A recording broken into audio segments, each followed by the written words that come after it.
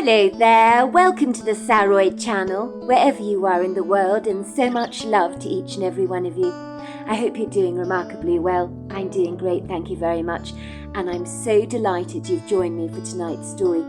So before we get started, don't forget to subscribe to the channel, click the notification bell and the thumbs up, and let's get started with tonight's story. Dear Sarah, and all your lovely listeners, I was lying in my sumptuously cosy single bed, comfortably fast asleep in the shabby, somewhat unkempt apartment that I shared with my best friend Hilda. My waitressing clothes from the previous night smelt strongly of cigarette fumes, gleaned from the customers at the restaurant, and were tossed haphazardly across the faded wing chair in the corner of my bedroom. I wasn't exactly the most tidy person in the entire world, but it was difficult to be the house-proud type when I was living in such a dump. It was impossible, in my humble opinion, to make a silk purse out of a sow's ear, although, believe me, we had tried to fix things. We had used our feeble attempts to put pictures, pot plants with tumbling leaves, and to even pick out pieces of affordable, trendy furniture to make the place seem like a home. Furniture that we'd got cheap from tirelessly surfing all the thrift stores to find that perfect second-hand bargain. But despite our industrious efforts to put our stamp on the place, it remained steadfastly unbecoming, rather like a wilted flower in a vase that simply refuses to be revived. The apartment block in Hudson Yard where we lived was situated on the west side of Manhattan, bounded by 30th Street on the south and 41st Street to the north. The area was fast becoming the cultural centre and global template for other cities to follow. It was just too bad there was nothing modern or becoming about this development, which somehow appeared to be caught in a 1970s time warp. It was a grey, sombre concrete affair, a square-shaped building, with little patios overlooking the street. The outside walls were made of this morbidly charmless, bubbling cement. Whoever designed this ugly, unprepossessing place certainly lacked imagination, and was obviously looking to erect something rather functional. It was just too bad that there was nothing modern or becoming about the entire development, which was caught up in a glib 1970s time warp. It was a grey, sombre concrete affair, a square-shaped building, with patios that overlooked the street. The outside textured walls were made of this morbidly charmless, bubbling cement. Whoever designed this ugly, unprepossessing creation certainly lacked imagination, and was obviously looking to erect something functional that blatantly disregarded the aesthetics of the place. The entire building was bleak, mundane, oppressively depressing, especially like that of an overcast day. So our miniature-sized kitchenette boasted rather outdated chipboard cupboards that were barely hanging on to their hinges, a scratched stainless steel sink that was forever getting blocked, backsplashes of the most ugly coloured olive green tiles that were permanently chipped with crumbling grout. Then there were the cheap olive green linoleum floors, and we had an olive green bathroom suite that had been in fashion in 1972. The apartment was not pretty, but as far as me and Hilda were concerned, it was at the very least a roof over our heads, and was what we could only just afford, as living in New York was incredibly expensive, as anyone will tell you who lives there.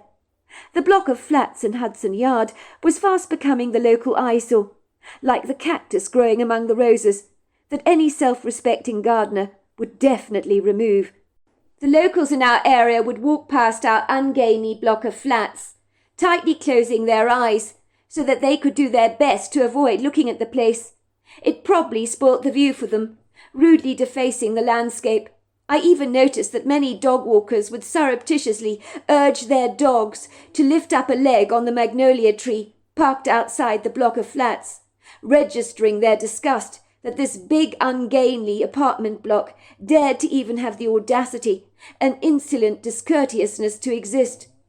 I'm sure people were clandestinely thinking, what is this atrocity doing here in our neighbourhood, as it was so out of place, like a sardine swimming among a school of bright, beautiful angelfish, because it did not belong here. There were, of course, wild rumours and lots of speculation, that a wrecking ball was on its way, ready to bring down the whole block of blemished flats to its knees, whether Mr. Spinley liked it or not, which would be a cause for great celebration for people living in Hudson Yard.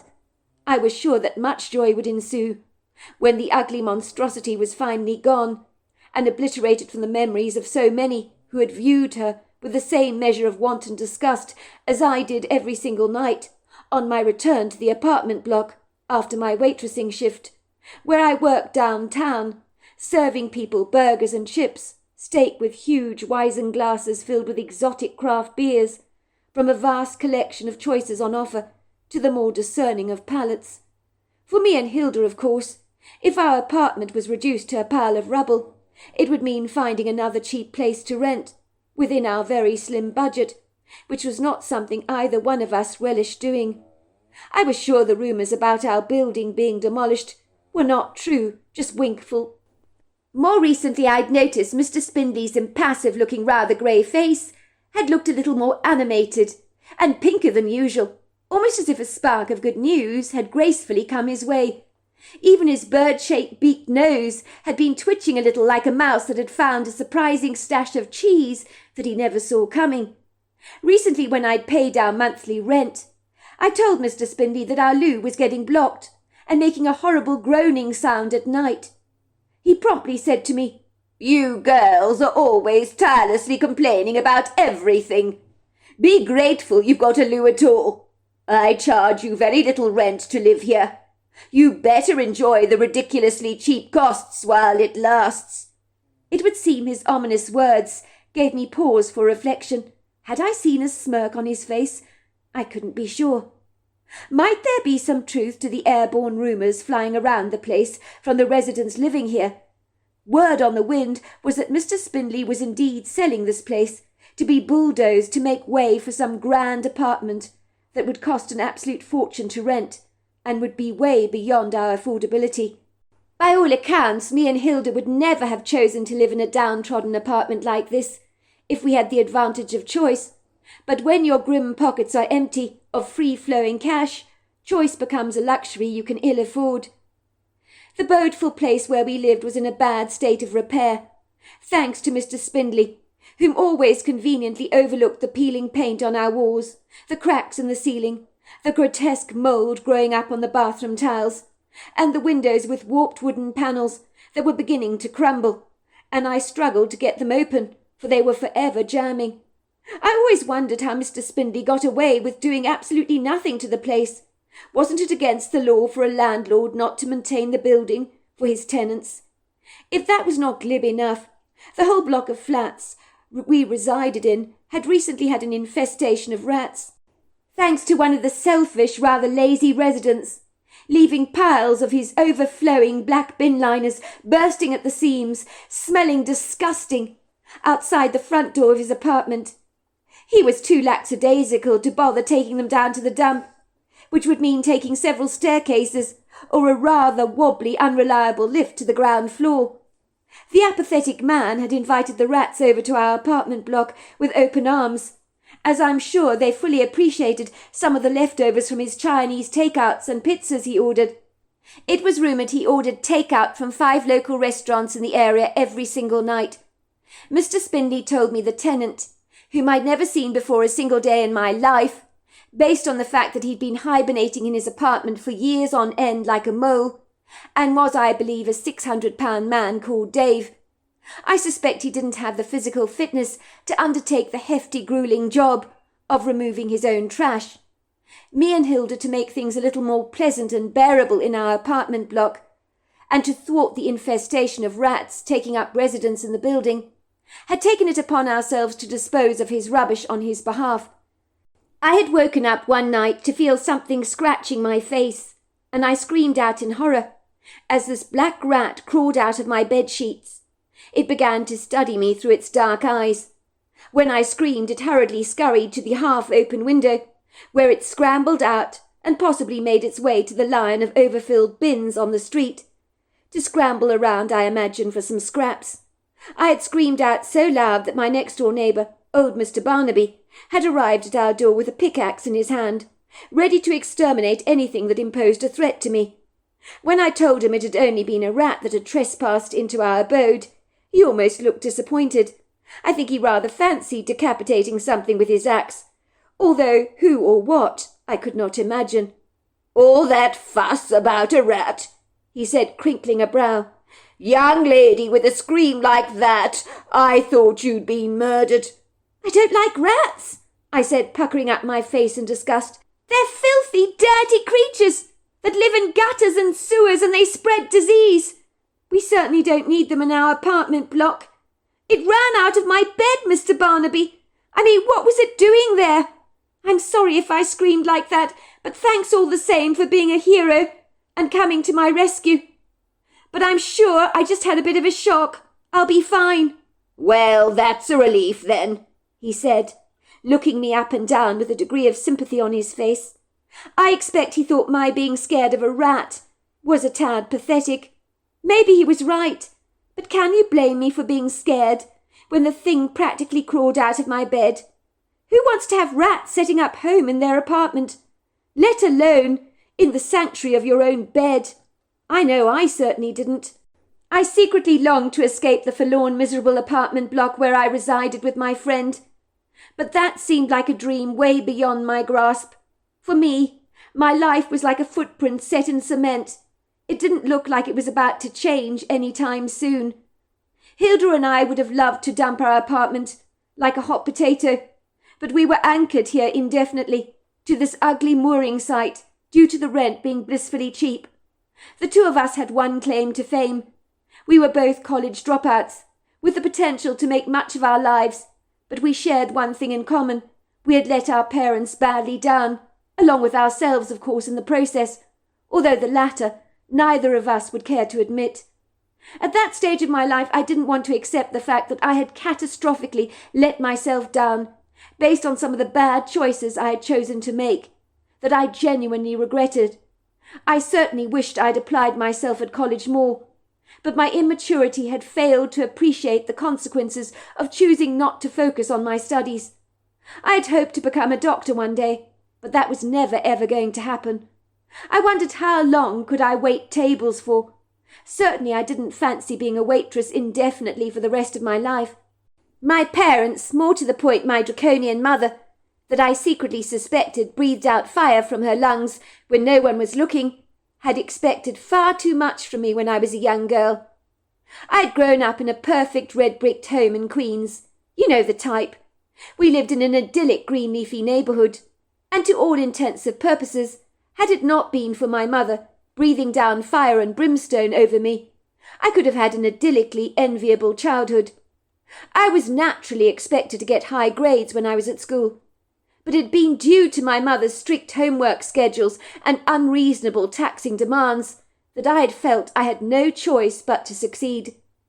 Over the years I resented my mother for laying on the pressure so thick that sometimes it became insufferably claustrophobic, so much so that I felt that I couldn't breathe.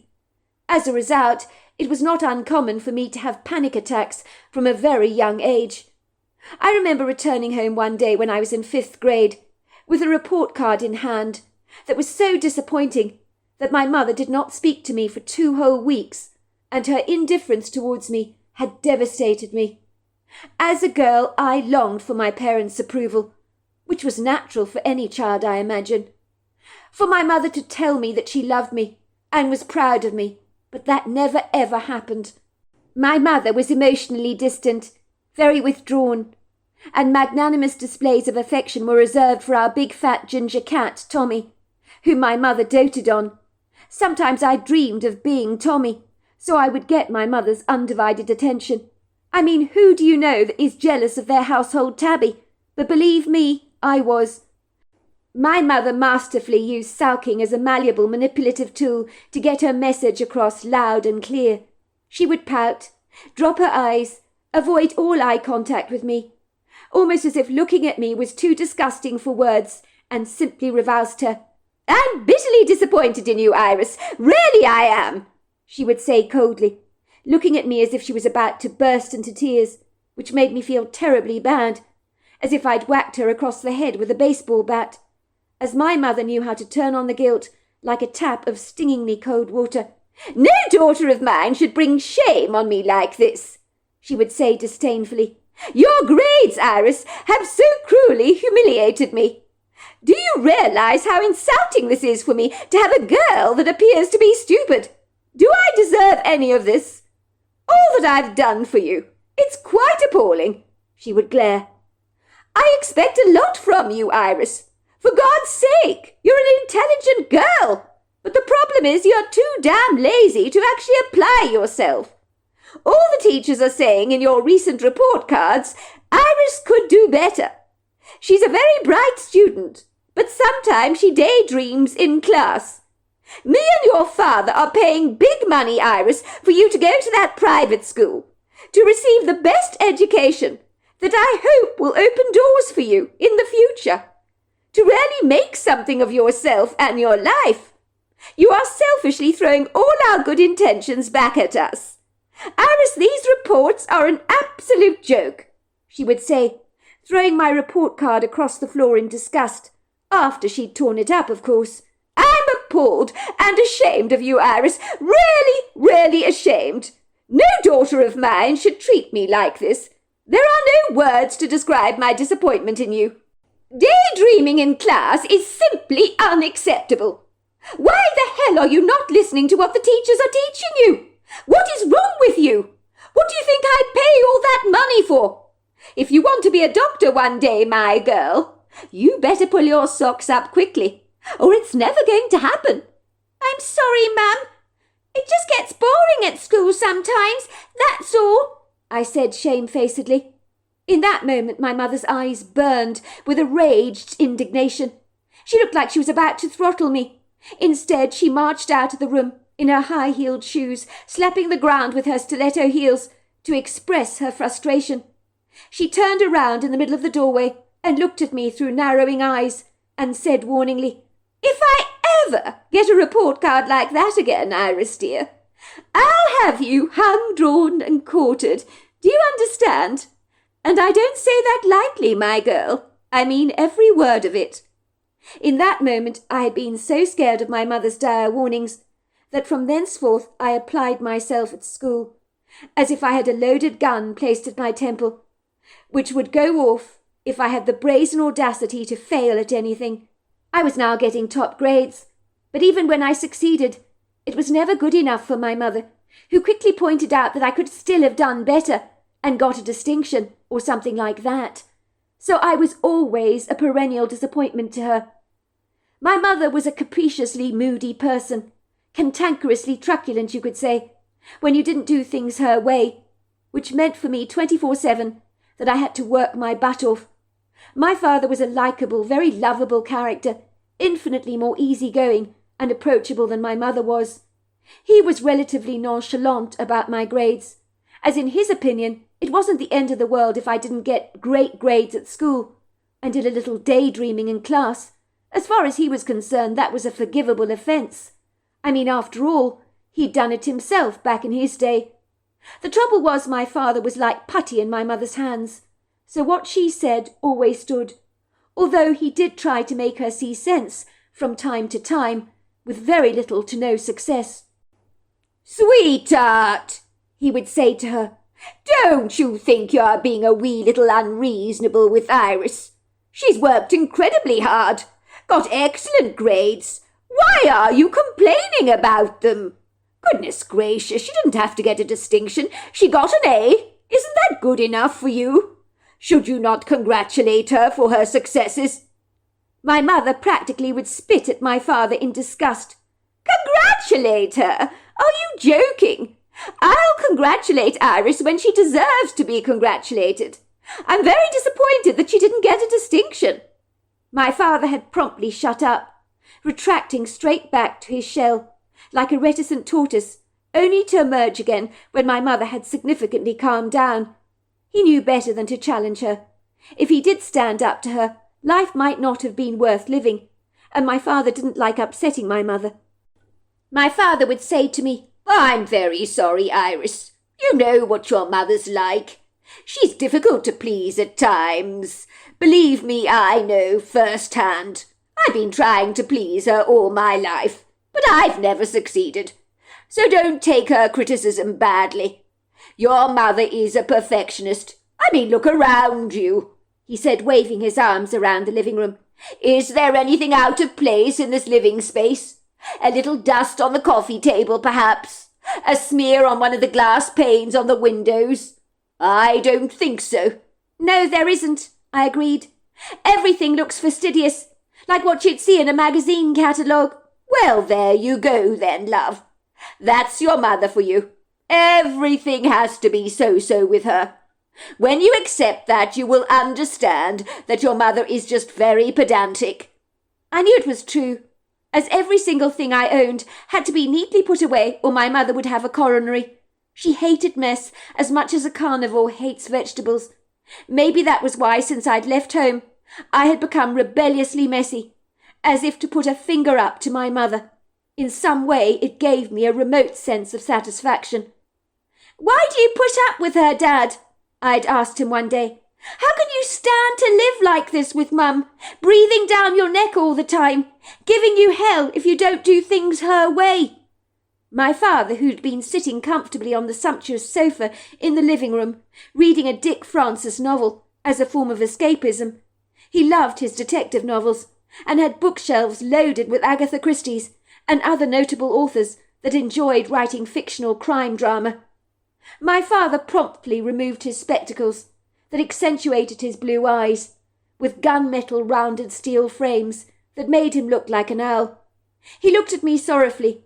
"You want to know why I put up with your mother and her shenanigans, Iris?" he asked me. "You really want to know the answer to that question?"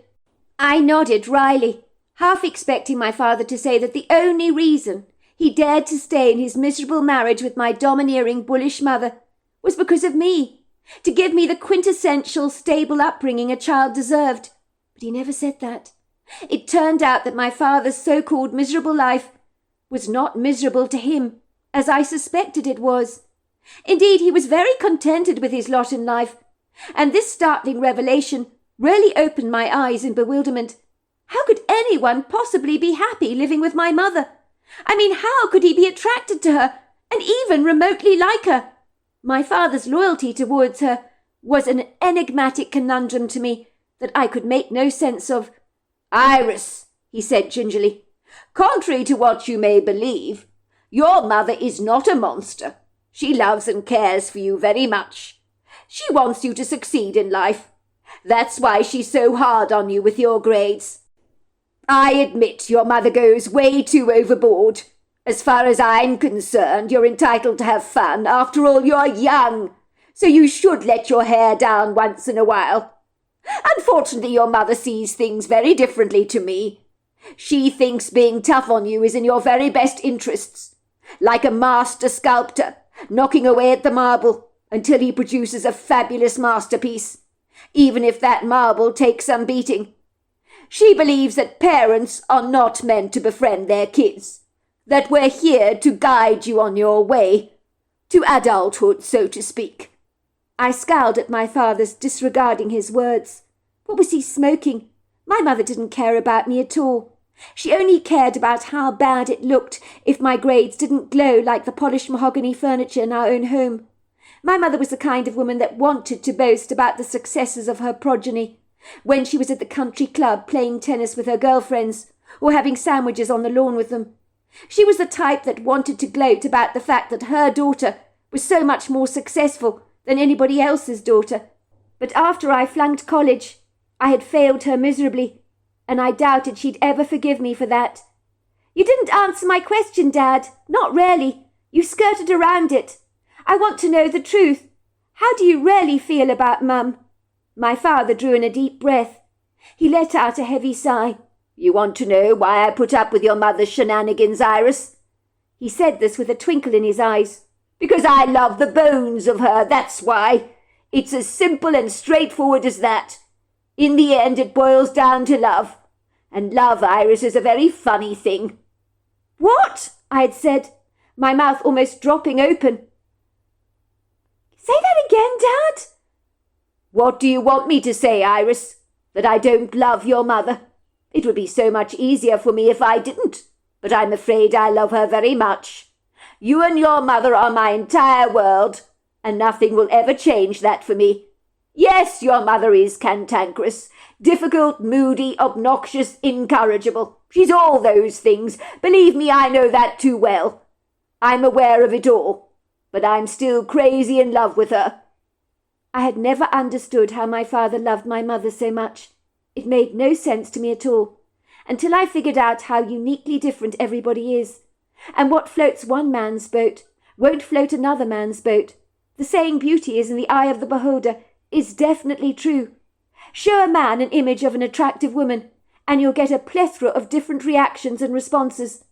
I did this once as an experiment while waitressing tables where I work, and showing some of our regulars a photograph of a woman who looked like an attractive model, blonde hair, brown eyes, you know the kind of thing.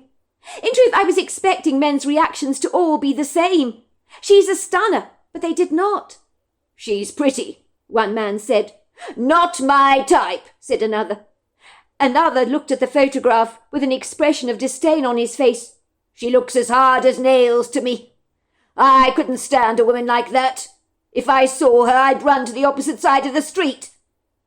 She's obviously high maintenance. I mean, look at those fingernails of hers. And that hair. That must have cost a fortune at the salon. One thing is for sure, she'd wipe out your money like a hive of hornets." I'd never expected so many multifaceted reactions from people. My customers were not remotely afraid to tell me the truth of what they really thought, which I really appreciated, for had they been strangers, they might have said what they were socially expected to say. "She's a very attractive woman."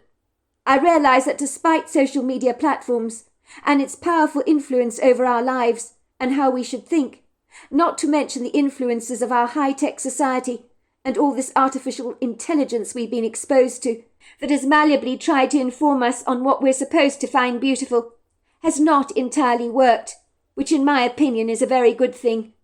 For if we found the same people attractive, it could be problematic. It would seem we have our own individualistic ideas, styles and tastes of what we find beautiful and worthy of our love, attention and even sacrifice. I'll give you a great example of this. There's a man who was living in our apartment block. His name was Dick Dawkins. He probably earned a low income like the rest of us did. But he made the most of living in a dump because he turned his apartment into a meticulous flat, so that it really was stunningly refurbished. He didn't spare any expense on his projects. I went there for a drink once, and the apartment was beautiful. It was repainted, a brand new kitchen and bathroom had been fitted. I happened to know from Dick himself that the man had bought 5 sofas in the space of a year, because his big hunky dog Leningrad, that looked like a mix between a Great Dane and something else, chewed all his sofas up. Dick came home from work to discover that the whole apartment looked like a bloody crime scene. It was covered with the innards and entrails of his sofa, lying precariously over everything. I asked him, "Why do you put up with your dog's outrageous behaviour?" And like my father, with a merry twinkle in his eyes, he said, "I love the bones off that dog. If he chewed up 100 sofas, I wouldn't give a damn. The sofas you can replace. The dog you simply cannot." One day Leningrad was rushed to the vet for a medical emergency. It turned out he'd swallowed a plastic dinosaur that the dog found impossible to pass. The vet bill was extortionate, but Dick, with his slim earnings, took out a loan to pay for the dog's operation. In the end, Dick got a companion for Leningrad in another dog, so that he wasn't left alone to eat up more sofas during the day. But beyond that, he hired a dog walker to take Leningrad and his new companion for regular walks while he was at work. My point is, Dick would do anything for Leningrad and loved him despite of his imperfections. That was when I realized that love is idiosyncratic and complex. Some of us may love the most cantankerous, rather difficult people for reasons we cannot explain. But I was not one of those people when it came to my mother, who had always rubbed me up the wrong way. When I was at high school, I dreamed of the day that I would leave for college, like a bird in a cage might wistfully fantasize of a day when it's able to fly, stretching out its wings, sailing the ocean of the skies with a magisterial grace. I yearned for that free bird to be me. The trouble was, when I left for college and my parents were paying for my education and student's digs, This newfound independence I embraced like a heady drug. I blew all caution to the wind and rebelliously lived like a frivolous wild mare, galloping around the wilderness, doing the hell what I wanted and stuff what anyone thought about it. I no longer had my annoying mother breathing down my neck like the proverbial dragon. I could feel the rebel in me emerging like a butterfly, weaving its way out of a cocoon, experiencing a rebirth of sorts, a rebellious one, of course. I wantonly abandoned the incarcerating chains of my old life. All I wanted to do was to party, party, and party. I'd sometimes drink way too much, even though I didn't enjoy drinking, and occasionally enjoyed a spliff with friends. Let me tell you, due to my mother's stringent authoritarian approach to raising me, when I was out of my parents' house, my intractable behaviour got incorrigibly untoward. I found myself constantly failing to turn up for any of my lectures, so naturally I began to flunk everything. My mother had had enough when she realised that I was failing to apply myself, and was recklessly overindulging in a free-fall lifestyle, so she immediately drew her nails in. She quite literally spat me out of the family home, as if I was a detestable piece of chewing gum, and told me from now on I was on my own. She was done paying for college, and had drawn a line in the sand. I knew when I saw the cold, hard, unforgiving expression on her face that there was no coming around from this, and my insouciance towards my college lectures had come back to bite me, and in that moment I regretted all the parting I'd done. Because I did not want to be a bum all my life, and without a degree, what hope did I have of making anything of myself? So there we are, that's the end of part 1 of our story. This is a very exciting story and you're just going to love it. So I look forward to you joining me for part 2 tomorrow night. Until next time, goodbye and good night.